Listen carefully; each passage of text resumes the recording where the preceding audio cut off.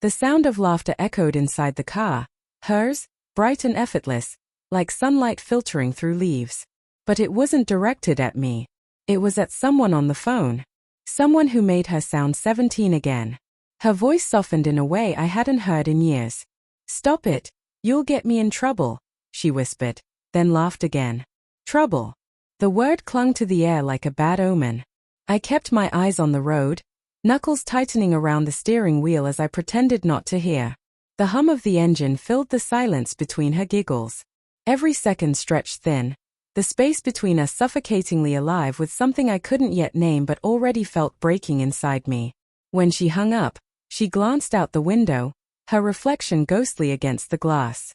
"Sorry," she said absently. "Just Sarah being ridiculous again." I nodded. But I knew it wasn't Sarah. Sarah was her best friend, loud and brash. She didn't make my wife blush like that. Still, I swallowed my suspicion because love makes you blind and cowardly. And I loved her. God, I loved her. We'd been married 7 years. We'd built what I thought was a quiet kind of happiness, a rhythm of routines that felt safe. Sunday mornings at the cafe down the street. Grocery runs where she hummed to whatever song played through her AirPods. Movie nights where her head rested on my shoulder until she drifted off before the credits. Ordinary. Comfortable. But lately, she'd been somewhere else, mentally, emotionally. Her laughter delayed, her touch mechanical, her eyes distant. When I asked what was wrong, she'd smile too quickly. "You worry too much, Daniel." Maybe I did. Or maybe I was the only one who still cared enough to notice. That night, after the phone call, I couldn't sleep.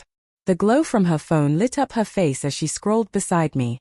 She angled the screen away, pretending she wasn't. "Who are you talking to?" I asked quietly. She hesitated, thumb pausing mid-scroll. "Just Sarah." The same name again. Safe. Convenient. But there it was, the faint curve of her lips, the same secret smile she'd worn in the car. She turned over, facing the wall, and within minutes, she was breathing steadily, pretending to sleep. I stared at the ceiling, my chest tightening, the room too still, too loud with everything I didn't want to believe. The next morning, she left early for work. I checked her phone. Not my proudest moment. But love mixed with doubt turns even decent people into detectives. No messages from Sarah. No new notifications at all. But when I opened her photos, my stomach lurched.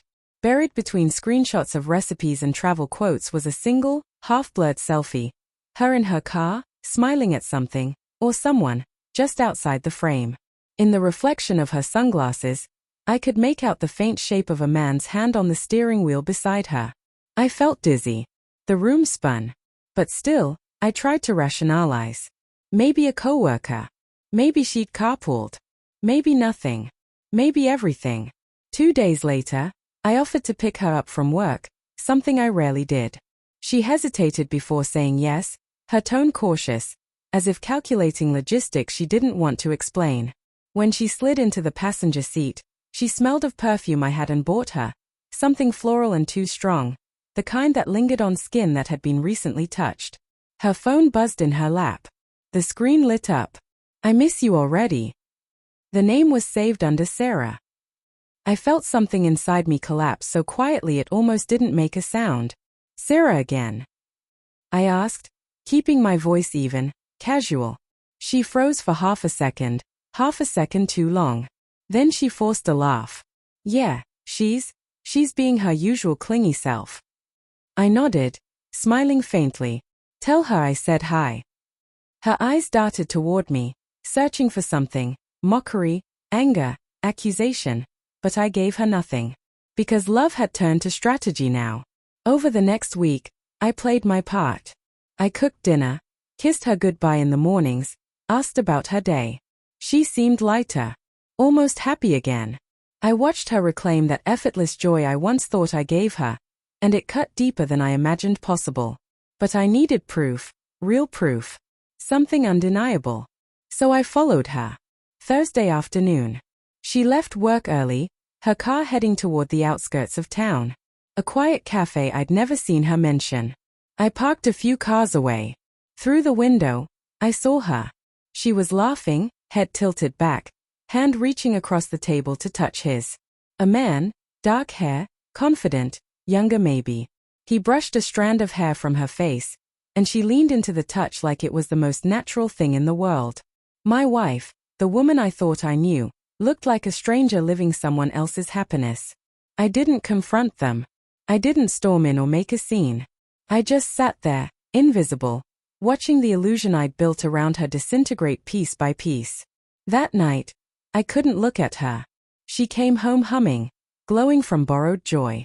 When she kissed my cheek, I tasted deceit on her lips. "Long day?" she asked, slipping off her heels. "Yeah," I said. "You?" "Same." She smiled, tired, content, lying as easily as breathing. 4 days, I replayed everything. Our wedding vows, the promises, the laughter, trying to find where it began to rot. Was it when I stopped noticing her perfume? When I worked late too often?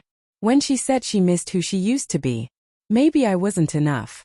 Or maybe she wanted more than anyone could give. I stopped looking for blame. It didn't matter anymore. The truth stood cold and absolute. The final break came quietly. We were driving again, her scrolling through her phone, me gripping the wheel, pretending life hadn't shifted off its axis. She gasped softly and smiled at something on her screen. Then she laughed. The same laugh as that first day. And without thinking, she said it. "He said he misses my laugh. I told him you'd kill him if you knew." Silence.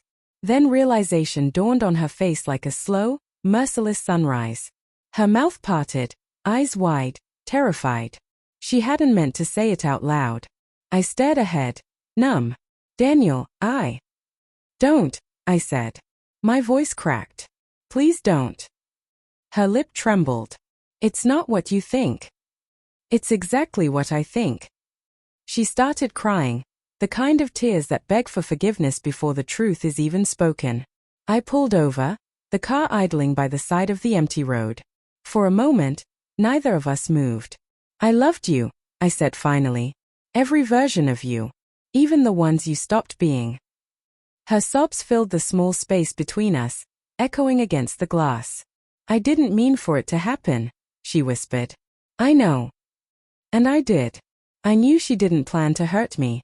But intention doesn't matter when the damage is done.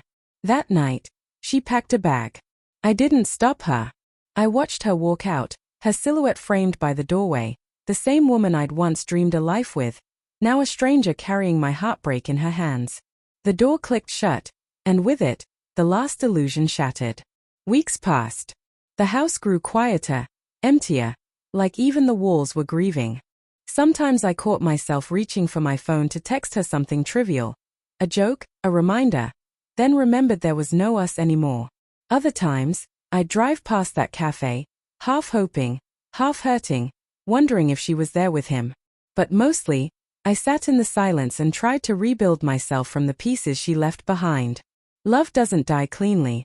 It decays, lingers, whispers in memories that refuse to fade. She once said love was about choosing the same person every day. I just didn't realize she'd stopped choosing me long before I noticed. And maybe that's the cruelest part. It wasn't the betrayal that broke me.